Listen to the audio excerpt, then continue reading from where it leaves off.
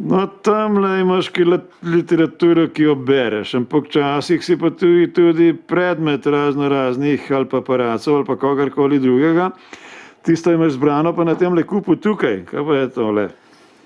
Jaz sem pa kupoval takrat, največ je bilo takrat po kmetiji, bilo pa seveda veliko tudi prej pa pol. Daj malo pokaži sem proti kameri. To je bilo takrat, to je bil še film Gola resnica, ki smo Skratka, šel si na naslovni strani. Ja, To ne more vsak reči zase. To je 20 Kaj si pa tukaj, škotski bojevnik ali kaj? Ja, tle prišel na obisk, tudi tamle zunaj. Tako, Highlander. Highlander, okej. Tak je, mislim, tle imam en cel kup. Skratka, vse tole so članki od tebi, kar vidva na tehle kupih. Naslovnica, Štern, Snubi, Jagoda. To je bil čisti konstrukt.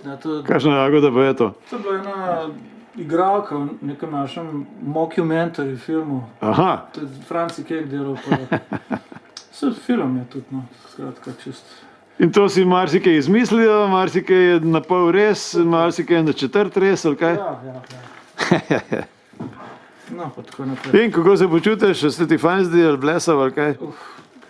Veš kaj, če so ljudje korektni, pa da ne izkoriščajo na tisti primitiven način, pol je čisto v redu.